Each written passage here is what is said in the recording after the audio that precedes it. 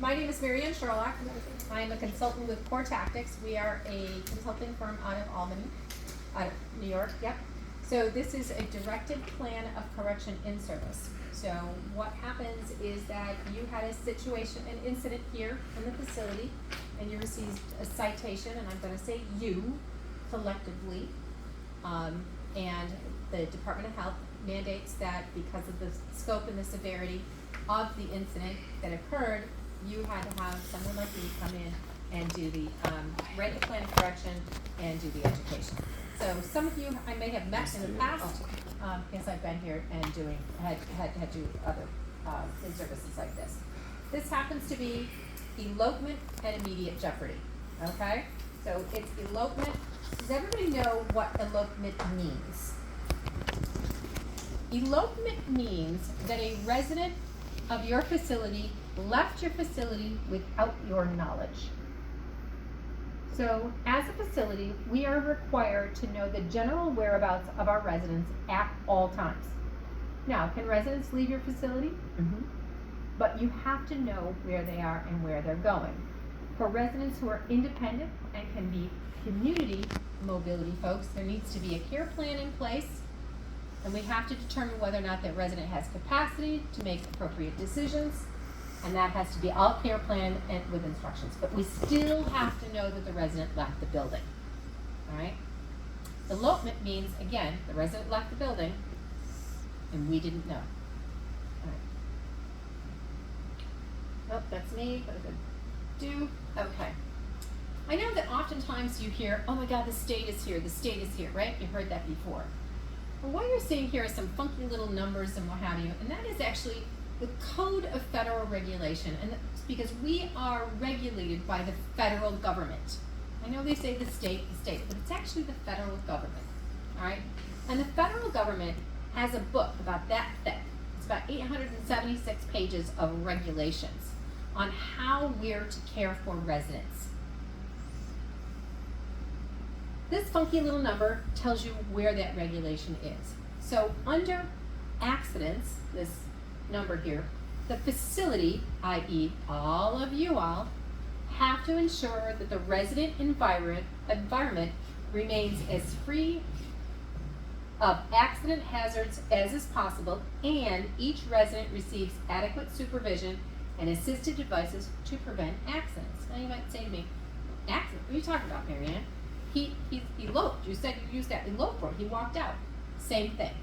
It's an incident accident. They use the same terminology. Okay? The regulation goes on to specify that the facility has to provide an environment, like I said. This includes identifying hazards and risks, evaluating and analyzing hazards and risks, implementing interventions to reduce those risks, and monitoring for effectiveness and modifying the interventions when necessary. Well, what are you talking about, Marianne? Okay, we bring in a resident here. Let's call her Sally Sunshine. Sally Sunshine fell out in the community and broke her hip. Okay, my friend over here to the right does an evaluation on her on admission. Do I have an RN in here? No? Okay. My RN staff do their assessment. You say, oh man, Marianne, she's a high risk for falls. You identified she is high risk for falls. Okay, fantastic. You identified that. You're putting a plan in place and you've identified that as well. See, we identified the risk. She wears Crocs. Anybody got Crocs on? No? Okay. You know what I'm talking about, the Crocs shoes? Okay. Mm-hmm. She wears Crocs. And she wears Crocs, and every time she wears those Crocs, her feet fall out of them. You've identified another risk. She's a risk for fall because she does not wear the strap across the front. All right. Now, I've assessed her. I've evaluated the risk, right? I'm going to implement intervention. The first intervention I'm going to put into place is I am going to make sure that her Crocs are on so that the strap is across the back. I'm also going to give her a walker to reduce her risk of falls, right? Perfect. My CNA instructions say this resident has to have her Crocs on at all times, properly. Hot dog. 3 days later, boom, she's on the floor. You go in to do another assessment, what do you see? Hot dog. Her Crocs are on, but the strap is in the front, and her foot fell out of the shoes. Ugh. She didn't have her walker with her. Ugh. She keeps forgetting her walker. You've identified now, you've evaluated your interventions that didn't work.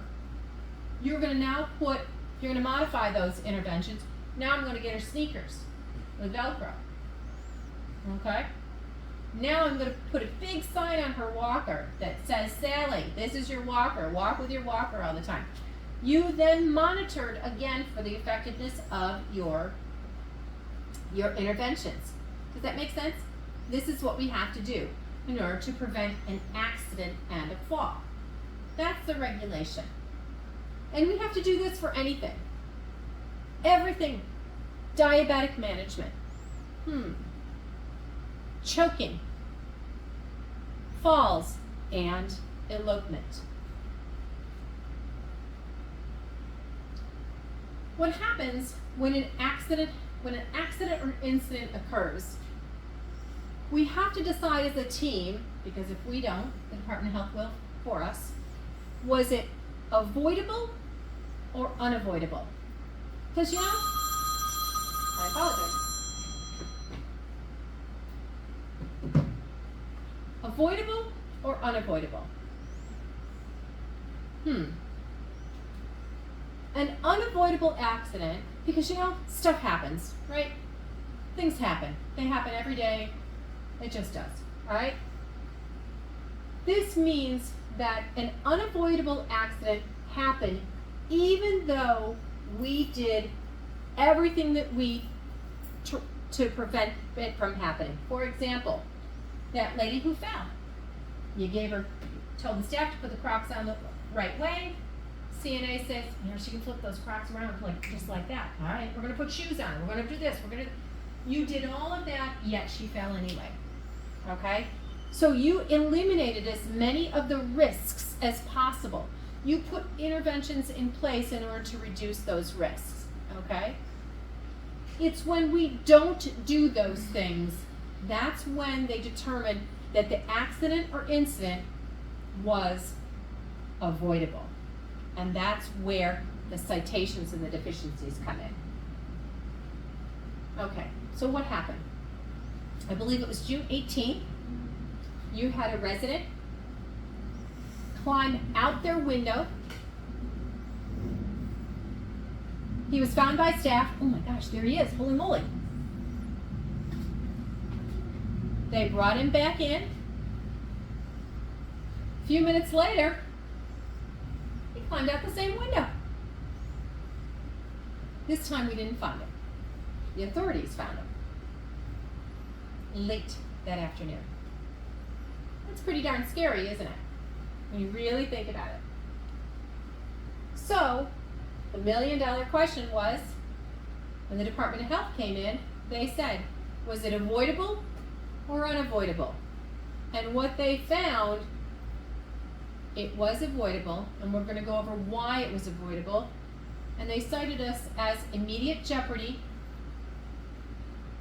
The facility failed to provide an environment free of accident hazards and adequate supervision to prevent elopement for 7 residents. 7. Marianne, didn't you say 1? Uh-huh. You did say 1. But they cited us for 7. Let me explain why. Was the elopement avoidable or unavoidable? Did we identify the environmental hazards and the individual risks? Did we evaluate and analyze all of those risks and try to eliminate them as much as possible? Did we implement interventions, including supervision? Yeah. Now, if you look twice, you didn't. Well, let's talk about the failures. And there were systemic failures. It's not one person, it was a system. And I will say, you'll hear me say this over and over again. It takes a village. It's not one person's fault. This was system failure, all right? So it was avoidable because number one, the first thing that happened was once the resident was found outside, we brought him back. Remember that environment? We didn't secure the window. Because a wander guard is not attached to your windows, right? So a wander guard, that ain't gonna help you at all, right? No. The supervisor at the time stated that she said, oh, we're gonna increase supervision. 15-minute checks. Now I chuckle at 15-minute checks. All right, we'll talk about that in a minute. The direct care staff indicated they didn't even know that that this had occurred, that the resident had left the building. So we didn't check the environment. We didn't communicate to the staff, and no staff person was actually assigned to that resident's supervision. Ouch. That's failure number one. All right. Failure number two. How'd the resident get out of the building? You remember? I'm out the window. All right. Now, as a nurse, I got a quick question for you. You got a screwdriver in your back pocket? No. No, you don't have screwdrivers in your back pocket. You don't have bolts. We don't have people here at 4 o'clock in the morning to be able to do that, right? Right. So what should we have done? Right? But the following morning what happened is that we're like, nope, we've got to secure those windows. Yeah, got to secure the window. So we went in and we secured the windows with this little piece here. Okay? Perfect. The window doesn't open any more than 6 inches. Department of Health came in and said, really? And they're pretty savvy. And they went like this. And this is called a double hung window. So guess what? Anybody want to guess? What happened? The top came down. Ding, ding, ding, ding, ding. You are right. The top came down all the way. Ouch. The environment, right? On top of that, the device that they put on was very easily removed without a tool. Ouch. Now here's the kicker. Remember the other 6 residents? I told you we were cited on 7. The other 6 residents that were identified as risk for elopement, you know, your travelers club, their windows weren't secured either. Frankly, none of the windows were secured. If I want to get out this building, I probably would have come down here and flipped this window open. Right? Ouch. That's failure number 2. All right? It's not that anybody did anything wrong, we just didn't think outside the box. Number 3, and this is a big deal. My CNAs, I need you to raise your hand. Okay. I want you to read this for me. Can you read it? Out loud or what? Just read it, and I'll read it out loud. The CNA that was assigned to the resident from 10 p.m. to 6 a.m. stated to the Department of Health that the last time they had seen the resident was 10:30 p.m.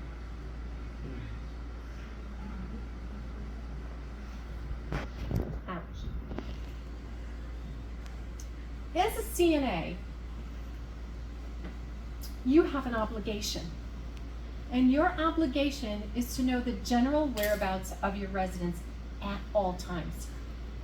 Now, do I expect you to do this? No. No, we don't do that. But you have to round. And how do we round? Especially for those residents that are independent, right? Because you got a few of them. You do this. Hey Sam, how you doing? Good, Demetrius, you good? You need anything? And I'm sweeping the room. I'm looking at that room. I'm identifying things that shouldn't be there. Okay? Ivan, hey Ivan, do you need pop? You want something to drink? Even at night, even at midnight. Now I wouldn't be going in there and absolutely want a popsicle or something to drink, but you might, if they're asleep, you're gonna look. Is the resident in the bed? Are they breathing? People who are check and change, you go in and change them, right? But for those independent folks, you still gotta look. It is your obligation. And I joke and I say, if you don't want that obligation, Target's hiring. You don't have to worry about it here. But here, we have human beings. And I just want to think about that a minute. So this gentleman packed his clothes and stuff and put him in a pillowcase, correct? So had that CNA gone in that room, she would have seen the resident packing their clothes. Now, I don't know about you, but how many people do you know pack clothes at 4:30 in the morning? No. Of course I did this morning because I came in at 5. But that's a little different. That's a red flag to us right there that the resident had a plan that they were trying to leave the building. So that's failure number 3. Failure number 4 was, unfortunately, the way our system is set up, that our assessment tool that's part of point click care that is did not identify the resident as at high risk. We're going to fix that one. Okay? The other issues that happened is the director of nursing and the administrator were never notified on the first elopement. Number 1. I cannot emphasize enough how important it is when there's an incident, an accident, a situation, to call the administrator, call the director of nursing. I'm going to be honest with you. We are the silliest people who raised our hand and said, yep, I'm on call 24/7, 365 days a year. Absolutely. You have an obligation to notify your director of nursing and or your administrator. Y'all know where Zondra's phone number is? Especially if you're reporting to the supervisor's not acting appropriately, we need to make sure we get that information to administration. And does anybody know where Zondra's phone number is? It's in the supervisor's office. Okay, good. We're crazy people that said, yep, I want to work 24/7, 365 days a year. Right? Right? Talking to the administrator there. Absolutely. We need to know ahead of time because we could have helped deal with that situation and prevented that person from leaving the building again. Again, the supervisor and the LPN said they, quote, ordered 15-minute checks. 15-minute checks. How many of y'all have children? How long does it take for a child to get into trouble? Less than 3. There you go. Okay. Yep. 100%. How long does it take for a resident to fall on the floor? 2 seconds. Yep. How long does it take for a resident altercation to happen? Not long. So I got a question for you. How effective are 15-minute checks? Really good. They are not effective. How long do you think it took that gentleman to pop that window open the second time and climb out of it after you figured out how to get out the first time? Right? Absolutely. Absolutely. 15-minute checks, by the way, are not part of our policy. There is no policy. There was no documentation. The first thing the Department of Health asks us is, what's your policy? Now, a policy is basically we take the regulation, remember the 876 page, and we put it in kind of an instruction manual. And there ain't nothing in that state operations manual that says 15-minute checks. Because you know why? It's not effective. It doesn't stop anything. It's busy work. We just throw it in a care plan because we don't know what else to do. Okay? Completely not. All right. It takes a village. I know I'm picking a little bit on nursing, but it takes a village, guys. It takes all of us. Identifying risk and preventing elopement. How do we prevent? All staff, every single one of you, I don't care what your job is here, It's your job to identify residents at risk for elopement. And how do we do that? Number one is the resident that's exit seeking. What is exit seeking? That means that resident is looking for a way out of this building. Where's the door? Where's the door? Residents are making statements like, why am I here? I don't need to be here. I need to go home. I need my mother. Can you help me find my dad? I gotta find my wife. Where's the bus stop? Where's the train schedule? I gotta get my kids off the bus. I gotta make dinner. Where? These are residents that are high risk for elopement, and you see them every day. The funny part about this, when I came here yesterday, is you had a resident, you guys know where I'm going with this one, I hope. I've told the story a few times, came in the front door, and there was a resident standing there telling me how horrible she thought that front desk girl was. She was horrible. Her name was Janet. Janet's trying to get the heck out of here. Now, I will tell you that shortly after this gentleman climbed out the window, our little friend there also got out the door.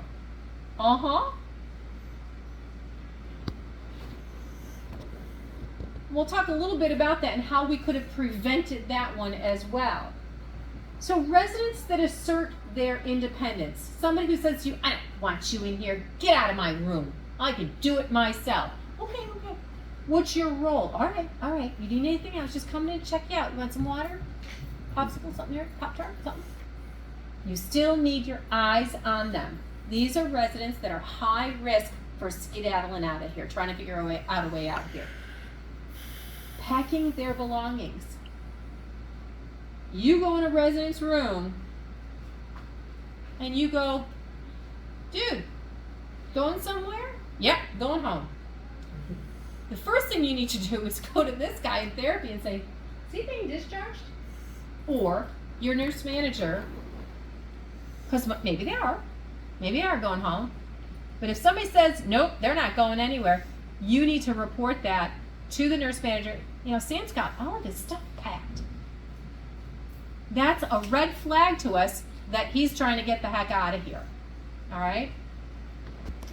Non-compliance with facility policies. That's a very fancy schmancy way of saying that you've got folks that want to go out and smoke, drink, illegal substances. When you see those things, and again, the whole important thing is to sweep that room. We can't search a resident room anymore, but you can certainly sweep that room and look and go, oh, hey, you got some beer there. Where'd you get that? Oh, I see you got your lighter there. Oh, gotta be really careful. You need to report those up. It's so important to report. And again, if you're finding the supervisor that you're reporting things to is not responsive, this fellow over here, i.e., turn the camera on you, or Zandra, will be responsive. If they're not responsive for whatever reason, y'all know who next to call? Not Ghostbusters. Not me. Who? The Department of Health. Correct. And there's a hotline number. Now, I don't like surprises. I am not that girl that likes, surprise.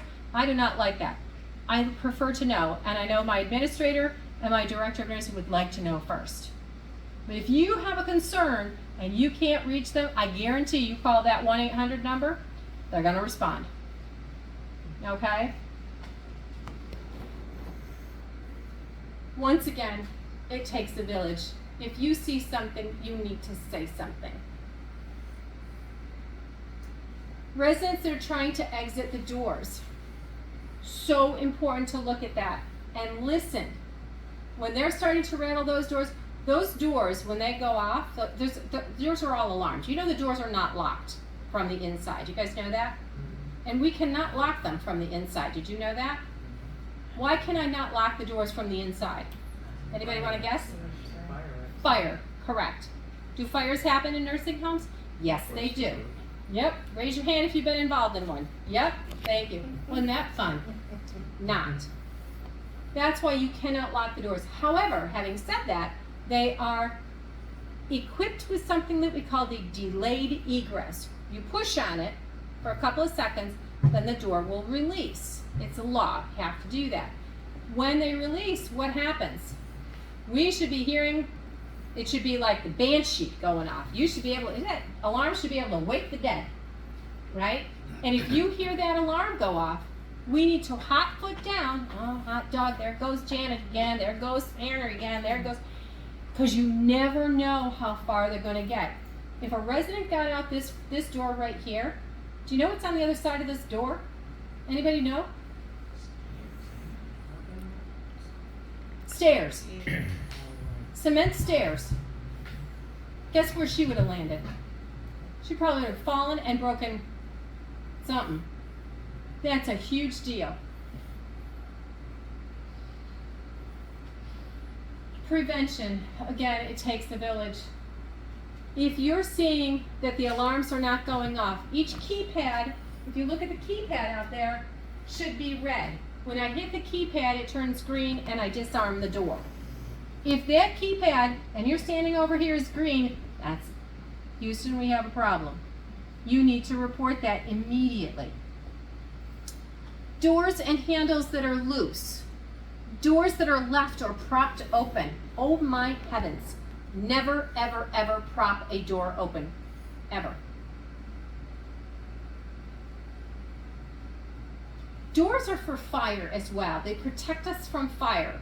They protect the smoke from billowing out and the air from, so it's really important that you keep the doors closed.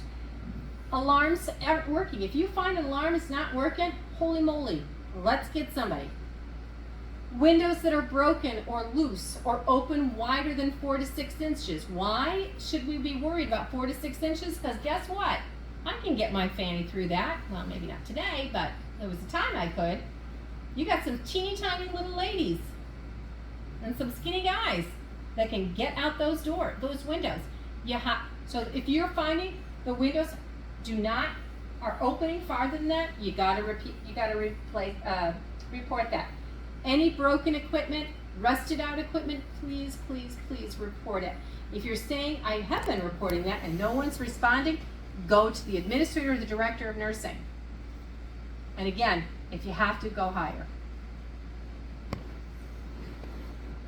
So we've made a couple policy changes. One that I'm just going to go over right now, and then I'm going to dismiss you guys. Supervision. For my CNAs, supervision this is not a new policy. I said this to you before. Your requirement, because you said, yep, I want to be a CNA. Your requirement that your standard of care is to round on your residents.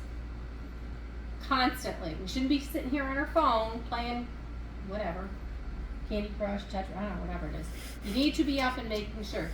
There's a reason we have an overnight staff, and there's a reason a resident is here. We need to protect them.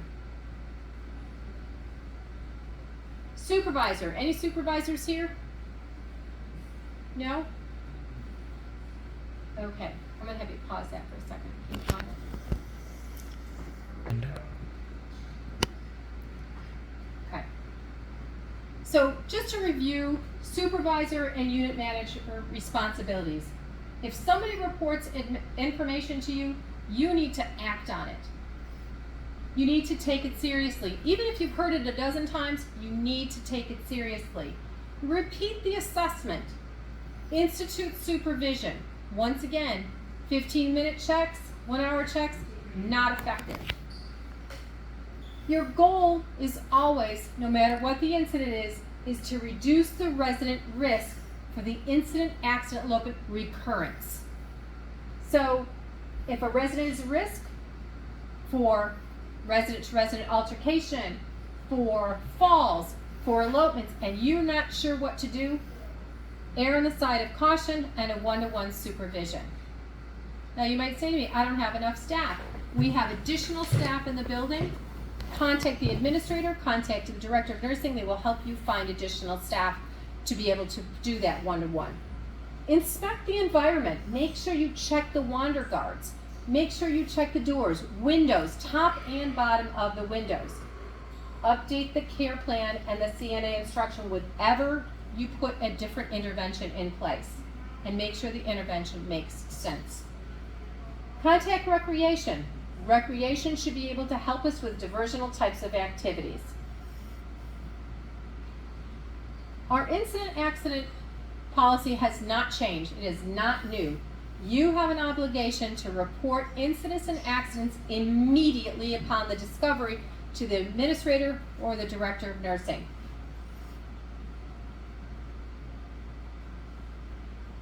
Once again, your goal is to prevent the incident from occurring or reoccurring and protect your other residents. Document your interventions, update your care plan, and make sure that you have notified the administrator or director of nursing immediately. The PCC elopement and risk assessments should be done on admission, quarterly, annually, and with any change or reported verbalization or attempt at elopement. And we're going to be making changes to that assessment, including updating a care plan and the CNA instructions. Who needs to know? Everyone needs to know. All department needs to know who is on your travelers club, who is at risk for elopement. Updated lists should be done weekly, including an updated photograph and the resident's room number. It should be hung where it's easily accessible to your, not just your front desk, but to each unit, to maintenance, to laundry, and the kitchen. Don't forget the kitchen. There are doors where the residents can exit, and you have residents that are very high functioning, that may be dressed like they could leave independently. We made changes and updates to the environmental rounding policies and procedures as well, with enhanced window inspections. Thank you for everything that you do and all your hard work.